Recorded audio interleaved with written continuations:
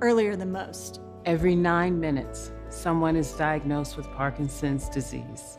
And every one of them can turn to the American Parkinson Disease Association. Visit apdaparkinson.org to learn more and show your support today.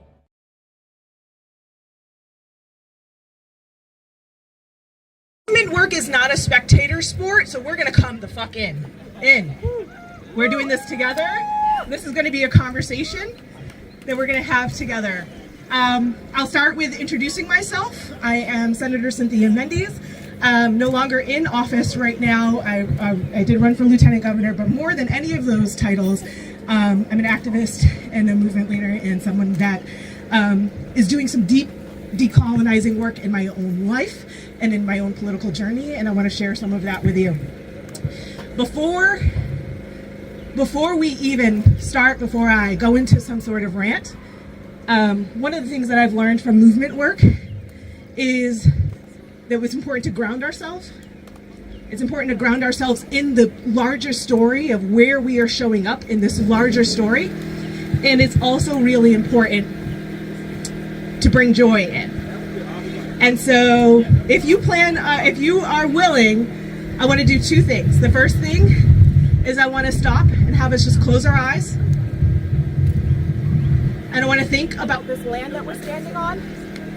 And I can yell, so I don't even need this because I got Puerto Rican voice. I can project, okay? Think about this land that we are on. What did it look like 100 years ago? Who was here? What did it look like 100 years before that? Who was here? With power, without power. 100 years before that, with power, without power. Think of the institutions that got us here to this moment. Think about the rebels and the fighters and the grassroots organizers that got us here. The faith leaders, the scientists, the movement leaders, the radicals, those on the fringes of society. Think about them. Run their faces through your mind, run their names through your mind. If you don't have a picture, sit with the energy that it must have felt like to be on the outside of powerful institutions. Sit with that for a minute. And then know you are participating in a very long story. And we are showing up at this moment, at this time, for a people that have the most powerful institutions on this planet have deemed faceless, have deemed nameless, have deemed disposable. And we are showing up right now for them. But in order to do that, we need to tap into the energy of our ancestors, the leaders of our ancestors, and those that have fought before us to be able to do this. It didn't start with us, and it won't end with us. We are part of a larger story of liberation. So I'm gonna have you all open your eyes. Thank you for joining me in that kind of like grounding moment. The second thing that movement needs is joy and a little bit of bravery, which the next thing I'm gonna ask you to do is gonna require both. We're gonna sing a song. And so I'm going to teach you a song. It's a movement song. You can find it. There's a Resistance Revival Choir, is a Black woman-led resistance movement choir, and they sing kind of old civil rights movement songs and revamp them. Yesterday, an Emory student, a Black woman, was carted off by the police across campus with each limb singing this song I'm about to teach you right now. I'm not a singer, so I'm going to start it, and then y'all are going to join in with me. It goes, this joy that I have, they didn't give it to me. This joy that I have, they didn't give it to me. This joy that I have, they didn't give it to me. They didn't give it, they can't take it away. Okay, so it's going to be this joy 3 times, then they can't give it and they can't take it away. We're going to do joy, we're going to do a couple of other things. Ready? Are we in touch with our ancestors? Are we in touch? Okay. Let's do it. This joy that I have, they didn't give it to me. This joy that I have, they didn't give it to me. This joy that I have, they didn't give it to me. didn't give it, and they can't take it away. How about power? Sing it like you got power. This power that I have, they didn't give it to me. This power that I have, they didn't give it to me. This power that I have, they didn't give it to me. They didn't give it, and they can't take it away. How about peace? This peace that I have, they didn't give it to me. This peace that I have, they didn't give it to me. This peace that I have, they didn't give it to me. They didn't give it, and they can't take it away. We're going to end with love because that's why we're here. This love that I have, say that you love. They didn't give it to me.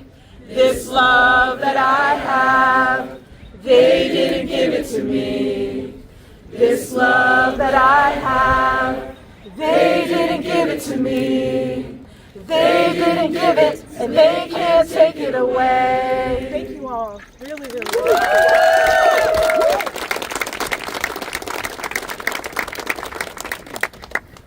The reason why I wanted to ground us in that, I'm going to tell you a little bit about who I am, and then why I am so excited and what I believe that you all are doing and what you're capable of doing. Like I said, my name is Cynthia Mendes, she, her pronouns, a former senator in Rhode Island, former candidate for lieutenant governor, activist and movement leader. And I am descendants of Cape Verdean people and Puerto Rican people, both of which deeply colonized islands that have been exploited, extracted, and used by empire for centuries and generations. So it was with deep shock when I entered the State House years ago, believing in the Democratic Party, believing that we could make change in that building, and I'm deeply believing in electoral politics as it was packaged for me. And because I thought democracy was real. A couple of really gut-punching blows that came and that hit me when I realized that most of the decisions were made well before we ever entered board committee rooms by the powerful people that have them behind closed doors, very much like what you're experiencing on this campus. And they happen between politicians and corporate leaders and people with the most money and the most power that will not have those conversations in front of the people that they represent. Another thing is they like to rewrite history. On the top of the State House, there's a mural of Roger Williams being greeted by Native people, the Narragansett people, with a smile and a welcome saying, here, this is your land, this is welcome. They rewrite history. That never fucking happened. And that is the classic tool of colonizers and oppressors. They rewrite history. They make decisions in private. And they levy their power to punish. And I'm sure many of you are experiencing that today. And the reason why I tell you that is because when we look at what is happening, the atrocity, the genocide that is happening in Gaza right now, that is happening in Palestine right now, we are seeing a full-blown effects of unadulterated, unmitigated empire power and corporations and right-wing agenda that has merged itself into left-wing agenda, because let's be honest, the funding that we're giving them is from fucking Democrats. So let's be honest about who's in bed with who and who's running what. And so when I realized that we have two-party corrupt system that are basically on their knees and willing to do whatever the corporations and the most greedy on the globe want them to do, we have nothing left to do but resist. And I want to remind you all of who you are in this moment, because you guys are on the beginning of a beautiful journey. But that journey will bump you toe-to-toe with institutions of violence.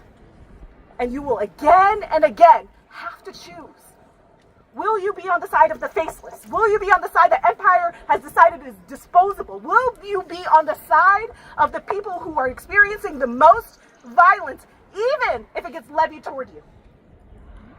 Even if it comes to sacrifice toward you? Even if they take your title, your position, your future dreams away? Who do you want to be in this story? And you all are showing up today and telling this institution that their millions and their billions don't matter. The people in Gaza matter.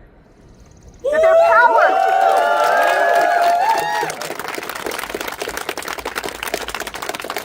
their power doesn't scare them. What frightens you to your bones is that we are looking the other way while children are suffering with no medical care, no anesthesia, in tents and on grounds left to die in Gaza. We are saying that's what scares us. Not their power, not their retribution, not their threats. That doesn't terrify us.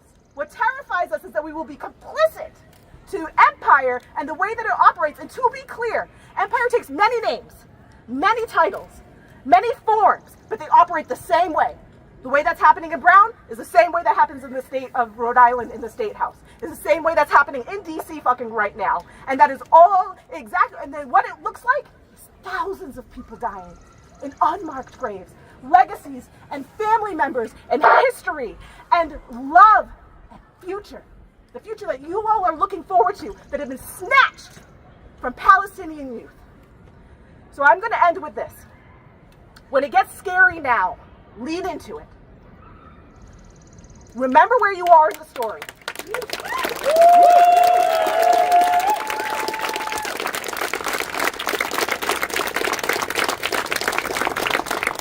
If it feels intimidating now, lean into it, because it's going to happen again if you decide that this is who you want to be collectively and individually. And because this is happening from coast to coast, on campuses across the world, be really clear on what you're doing. You're not just shaking the establishment that runs Brown University. You're hitting them in their motherfucking purses. Whereas the only way that you can ever make these people afraid is hitting them with their power. Think about that strategically, and don't be afraid to double down and hit them with the nerve center of their power, which is usually always their pockets. Don't stop. Don't stop now, don't stop tomorrow, and don't stop for the rest of your lives fighting for the most vulnerable.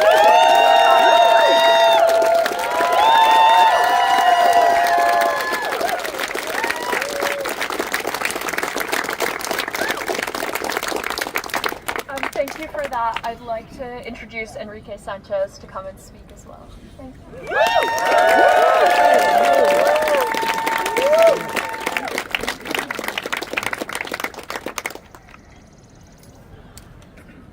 Good afternoon, everyone. My name is Enrique Sanchez, State Representative, House District 9 in Providence. I wanted to come by today and to demonstrate my solidarity and support with each and every single one of you. Thank you to Cynthia Mendez for that beautiful speech. Like always, we're here all right because... Enrique, a bit louder. Okay, thank you. Just lift the microphone. Okay, thank you. We're all here because we have empathy, because we have compassion, we have an understanding, and we are trying to do our part within the empire to call out the massacre of innocent people in Palestine, in Gaza, in the West Bank, and all across the world. I work with a lot of politicians who don't care about what's happening across the country, across the world. And we have a lot of work to do within the empire. But I'm here because I have been paying attention these last several months. I've been paying attention and showing up to different rallies and protests. But now I am seeing a stiff resistance within many campuses around the country.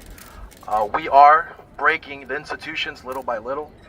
We are challenging the power, the corruption that exists within all these Ivy League schools and our government, statewide and federal government. And it's up to our generation, our younger generations, to keep pushing and breaking those institutions, because the empire is starting to realize and notice that we are changing the dynamics. We are changing the dynamics and pushing for left power within our communities in the country. And we can't stop where we're at right now. I've been paying attention and seeing the mass graves of innocent Palestinians, of innocent people, of young people. I believe there's over 50,000, close to 60,000 people who have been killed in Gaza. And we've been putting pressure, those of us who lean more left and are socialists or communists within government, we've been putting pressure on our federal delegation. They don't care. Our federal delegation, our senators and our representatives don't care. They keep accepting lobbyist money, they keep accepting pro-Israel money, a lot of dark money, but we are putting pressure on them and they're starting to feel that pushback. But I just want you all to know that we're going to keep putting pressure within local government. Believe it or not, there are some politicians who are pro-Palestine. My younger brother is Miguel Sanchez. He was the one that was fired from his position. And I'm very proud for what he did. He stood by his morals and his values. And I want to keep supporting him and keep supporting other folks and other people who are trying to do the right thing. I know it's going to cost us. I know it costs us not just our titles, our positions, our jobs, our money. It's going to take a cost, but I think we're willing to put that sacrifice because we give a shit about people. We give a shit about our communities, and that's what makes us human beings. Thank you, everyone.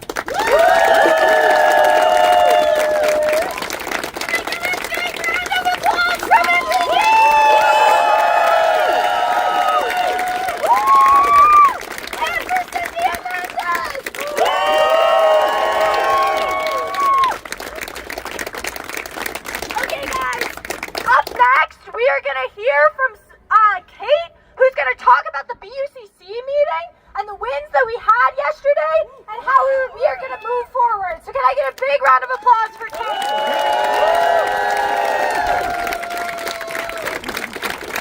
Hey everyone, how's it going?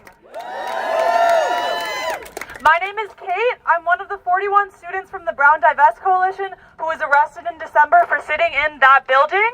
And thank you.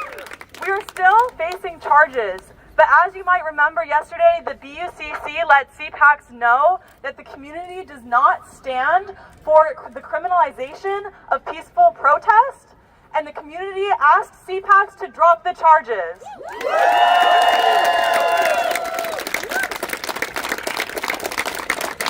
But more importantly, last night BUCC told CPACs that they stand united with this powerful encampment in calling on the university to divest from the occupation and the ongoing genocide in Palestine.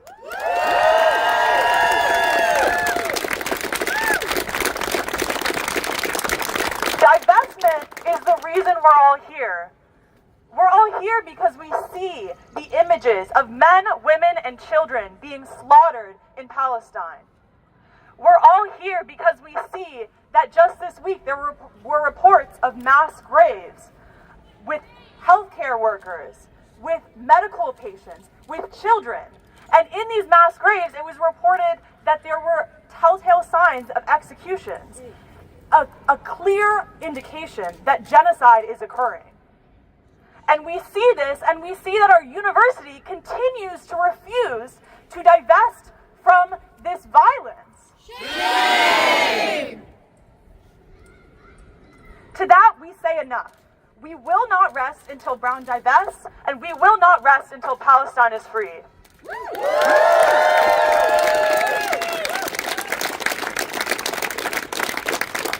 While Buck's vote last night was only a small step in this much larger fight, it marks an important indication that this community does not buy CPAC's propaganda that the ACRIP report is insufficient. The community wants divestment, and the community wants it now.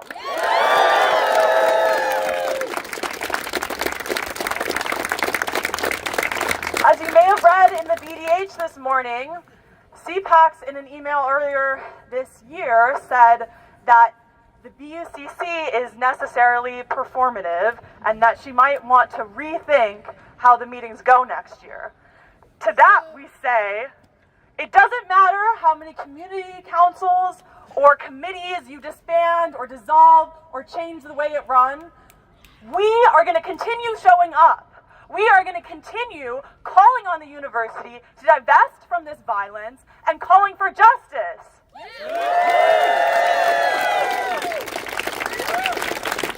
you all for being here.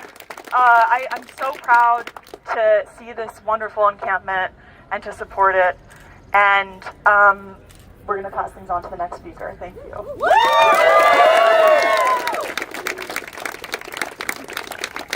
Okay, and the final folks who are going to be speaking today are folks who are actually in this encampment. And I know everybody has seen my face, but I want to introduce you to the people who are helping me get through this encampment, because we have been here, right? We've been showing out for months. I'm horrified that we have to continue to show up to encamp after 61 students have been arrested and 19 students have gone on hunger strike, that our university still has not divested, right? I am horrified. But these are the people who are showing up and showing out and keeping me grounded, and all 120 of us who have committed to encampment. Keeping us all grounded. So with that, I'm going to invite up Anna, who's a public health master's student. Can I get a big round of applause?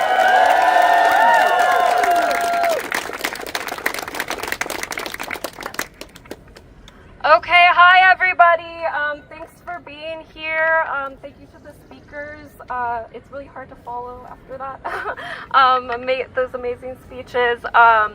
But so I am Anna, she, her. I'm a graduate student getting my master's of public health. I am here as an encamper because what's happening right here is public health. Yeah. I came into this encampment not knowing any of the other encampers, and everyone was so friendly and welcoming and just absolutely incredible. I want to say thank you to the people that organized this as well. You guys are awesome. To all the people that supported to make this happen. So it's really just a community of people. I'd been looking for at Brown, a group that cares about human rights and the injustices occurring in Palestine. It's been freeing to be in a space that calls what is happening a genocide. That feels compelled to take direct action, that doesn't gaslight or pretend that nothing is happening. Our institution has failed to create spaces of truth and action. Being in this group of community care, this is public health in practice. Yeah. Caring and fighting for humanity is public health. Social justice is public health. Calling for the school to divest from Israeli occupation and those profiting off of the genocide of Palestinians is public health in practice.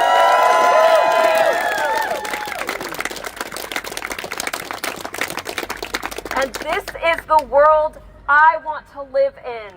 And those who have been involved with this and supported us, they have given me so much hope that that a better world could be possible, that we can create something better. Yeah. We will not wait or stand idle.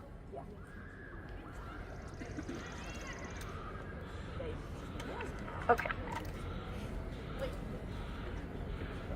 Sorry guys, DPS, they got a lot of rules. Okay, I'm gonna try to project. This is not my strong suit, as my teachers have told me. Where did I leave off? That we can create something better. We will not wait or stand idle while people die. This institution will not divest without us, because this institution does not have a conscience. We are the ones with the conscience. We are Brown University. We must demand divestment, because it is our responsibility to hold this institution accountable for its unethical investments, for its investments in companies that have led to the complete destruction of healthcare and public health systems in Gaza, For the over 35,000 Palestinians dead, I know there's more. This is just the reported online, what they're saying, and the over 76,000 injured. When I see dead children in Gaza on my phone, I see the students I taught and substituted for. I see their faces in them among the dead. I see my mother, I see my father, I see my sister, my friends, my teachers, the other students. I see those I love. We are complicit till we divest. It is our responsibility as affiliates of this university to demand divestment. And it is okay to be afraid, because bravery is not the absence of fear. Bravery is doing what is right despite the fear.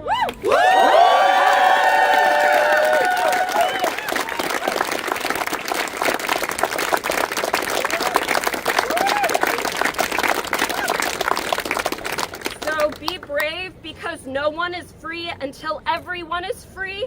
So we cannot be free till Palestine is free. And right here, this is the People's University. We have the power, we have the resources, we have the support, and we have safety in numbers. We have 120 Brown community members camping and more people joining as we speak. So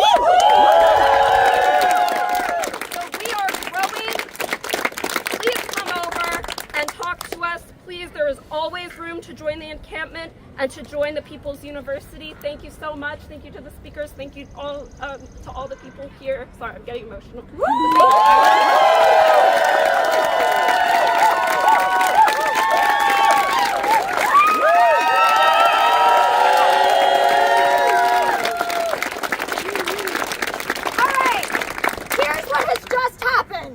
DPS has told me that I am not allowed to use a bullhorn, right? Even though 12 to 1 is the only time at this point that we have been told we can have amplified sound on the green, any individual who uses a bullhorn will have their name taken down and they will be facing additional disciplinary conduct. Shame. So here's what we're gonna do. We're gonna do a little bit of a switch because we have a lot of people here. Woo! Woo! Our next speakers, when they say something that's really powerful, they're gonna ask you to say it back with them. So we make sure that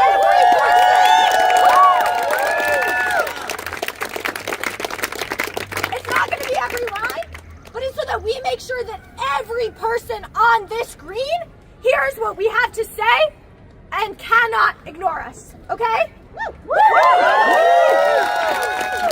We create our own rights.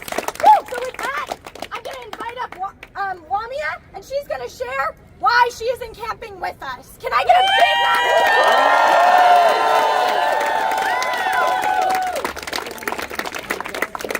Okay. Hi everyone! Can you hear me? Okay. Can I cut my hands like this? Woo! Sorry, don't want to give them the impression I'm using a bullhorn. Hi, I'm Wamia. I'm a senior in camping. Have been here since Wednesday morning. It's been a wonderful time and also a tough time, but I love that we're doing it together. I'm here to talk about why I'm in camping. This is getting tiring. And it's actually going to require a bit of storytelling, so I hope you bear with me for a little bit. I'm Bangladeshi American, and storytelling is a very big part of our resistance movements, have always been. So I'm going to tell you guys the story of my father escaping the Bangladeshi genocide in 1975 and how that is a catalyst for me being here today. Early 1975, the Pakistani occupational forces began to occupy Dhaka, which is where my family lived at the time. My father, his 5 brothers, and their mom and dad. When they first hear the news of the occupation of the city, the first thing that they know is that there will be a curfew instituted at 9 p.m., okay? They have a few hours, 6 boys to get together and get out. But that's exactly what they do. They take what little things they have and they leave for the countryside where my grandfather's sister lived at the time. They walked hundreds of miles on foot with their children. Unbelievable behavior, but it was what they had to do to survive at the time. So as they're walking, they have to cross the river. And as you can imagine, like thousands and thousands of people are also trying to flee Dhaka at the same time. The River Jamuna is overrun with people trying to get across, to get to the countryside, to get to safety. Now, there are only a few boats that are ferrying people across, and not everyone can fit on all these boats. Again, 6 kids, 2 parents, 8 people need to get on the same boat, and it's not looking like a possibility for my family. Just as they are trying to argue their way onto a boat, one of the boats on the river capsizes, it falls apart, and everyone on the boat falls into the river, in the middle of the river.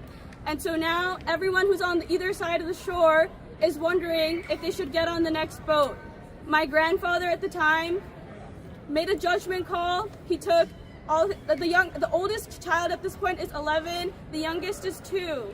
So he makes a judgment call, he takes the whole family, and he says, we're going on this boat. If we die together, we die together. If we go across the other side, we're continuing on together. They make it through the passage, okay? Fingers crossed, they made it through. Alhamdulillah, they made it through. And once they get to the other side, my dad, he's 10 years old at the time, he has to carry one of his younger brothers on his back. His older brother has to carry another one of his younger brothers on his back. Both of my grandparents are carrying their kids on their backs as well, and they keep going forward. They finally reach my grandfather's sister's house in the village, and once they do, my grandfather, who was telling me the story, says that he just fell to his feet and started crying at the sight of his sister because he couldn't believe that they had survived. He couldn't believe that they hadn't drowned, they hadn't been shot, they hadn't been taken to prison, they hadn't fallen under the curfew or fallen under the occupation. And afterwards, after the occupation left the city, they came back to their home and they were able to return. Okay, now a little bit of a shift as to why I'm here. I can't in good conscience know that my family survived a genocide. My family survived occupation, colonization, imperialism, all of the above, and not be here. Why would my bloodline survive if not to keep things going for other people who face the same issues?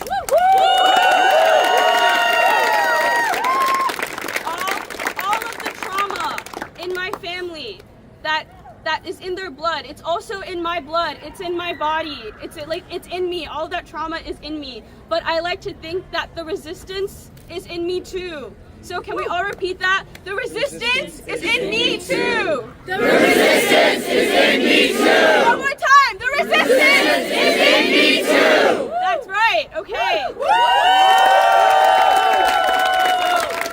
I'm here today to remind all of us that the resistance lives in all of us. The resistance is here at the People's Plaza on the main green. It will continue to be here because we're not going anywhere! Everyone say it with me! We're not going anywhere! Thank you!